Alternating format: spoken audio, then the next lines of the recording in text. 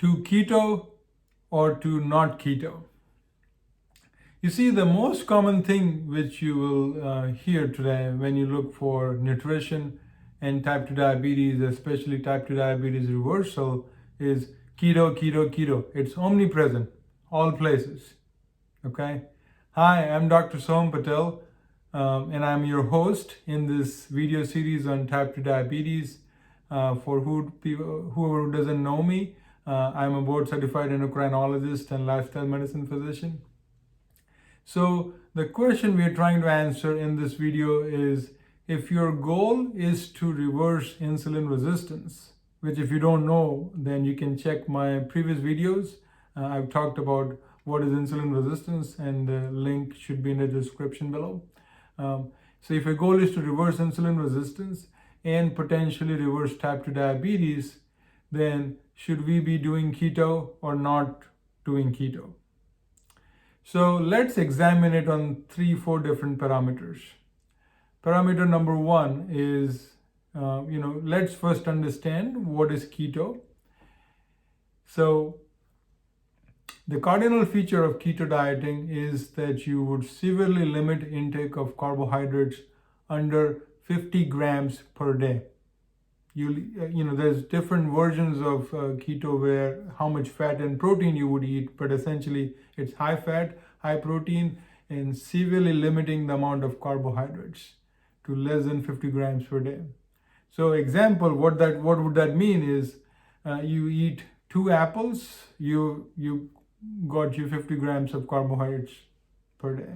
You eat more than a cup of blueberries, you got you 50 grams of carbohydrates.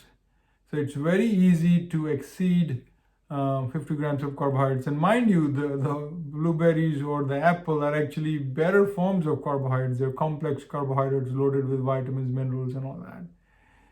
But that's not what most people would be eating when they think of carbohydrates. So it's very easy to exceed that, right? So limiting your intake of carbohydrates, initially you will see your sugars improve and your weight goes down. That's the most common scenario, but I've also seen patients where they have been doing keto dieting, they actually see sugars go up and weight go up even within the few days, few weeks, few months of doing it. So this is not like long term, even short term. But most commonly you will see when people do keto dieting, they're losing weight. That's the common scenario. But the question is, when you're severely limiting your intake of carbohydrates, it is very challenging to keep it sustainable. And I explain why.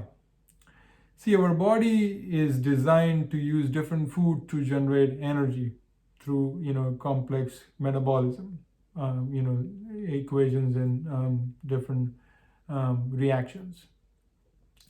But if you look at the efficiency of each type of macronutrient to generate energy, whether it's glucose as a unit of carbohydrates, or fatty acid as a unit of fats, or amino acids as a unit of protein. The most efficient form of molecule that generates energy for the body in the cell is glucose. All the other forms of macros actually do not have that degree of energy generation. So our body is designed to use glucose as the most efficient fuel. And when you limit that fuel, most people, also get feeling of keto flu. So it's like all the flu-like symptoms without having the flu. You get the body aches, you get the muscle aches, you feel lousy, you don't feel well. And that's because your glucose oxidation is way down. Your muscles and the tissues that rely on glucose, the brain, is feeling that crunch. Okay, so that's why it becomes difficult to sustain a keto way of eating. And so when it's like you compress that spring so tight by limiting carbohydrates, and whether it's a month, 2 months, 3 months, 6 months, at some point that spring opens, and you will not go for eating healthy forms of carbohydrates like apples and blueberries that I mentioned, but you'll actually springboard into eating refined and processed forms of carbohydrates, like things very, very high in sugar and refined flour, pastries and cookies and candies and those type of things. And you will actually get worse effect. You'll get more weight, and sugars will go up, when that happens, right? So it's not sustainable. But let's play devil's advocate and say that you are very disciplined and you can sustain a low carb way of eating. What happens there? The claim that is always given is, oh, you can reverse insulin resistance because you think carbohydrates are the only problem for insulin resistance and type 2 diabetes. So if you limit carbohydrates, you can reverse insulin resistance. That's the common notion.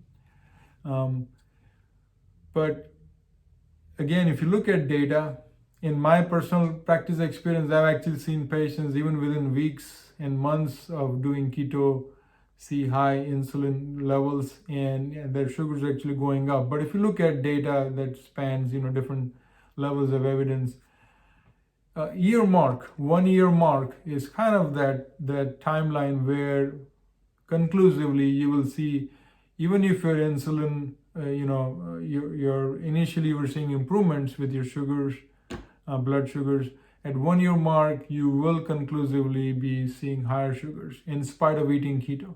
So you're still disciplined and regimented. You're still limiting your carbohydrates less than 50 grams a day. You're eating high fat and protein, and your sugars are still getting worse, and your weight is going up.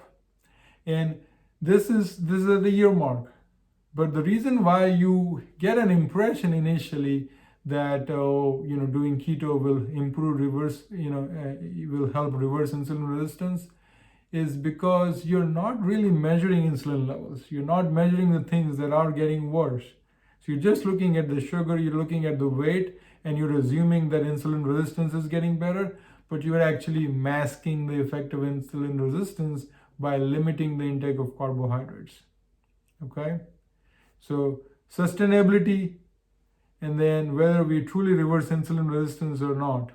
And keep in mind, when you're eating all this high fat and protein, you are making the insulin receptor, where insulin binds on the surface of the cell, resistant to the effect of insulin. So insulin binds, but it doesn't do all the things it should do because there is so much inflammation from all this high fat and protein that it interferes with the signaling. I've also, made previous videos on explaining further on how that the process of insulin resistance develops. Check out the video in the description below. But end result is you're actually getting worse by doing this. Okay, so you're not reversing insulin resistance, you're making it worse. And looking at what happens short-term and long-term with doing this. So you look at short-term complications, you're seeing your cholesterol numbers go up, but over time from all the inflammation, especially too much animal protein, which really makes inflammation worse in the body, and insulin resistance and this high cholesterol, all things together creates this perfect storm, which then leads to higher risk of heart attacks, strokes, autoimmune conditions because your gut integrity is affected, cancers, all kinds of things happens. So in terms of sustainability, in terms of whether you can reverse insulin resistance or not, and in terms of short-term and long-term complications, we are getting negative answers. Okay? So if your goal is to truly reverse insulin resistance and work on reversing type 2 diabetes and all the things that happen with that, then please do not keto. Okay? Do anything, but do not keto. Now, what you should be doing, what 4 pillars you should be focusing on, which is my 4-pillar type 2 diabetes reversal system, what pillars you should be focusing on, I'm going to talk about that in my next video. But till then, please do not keto and keep striving for health. I'll see you in the next video.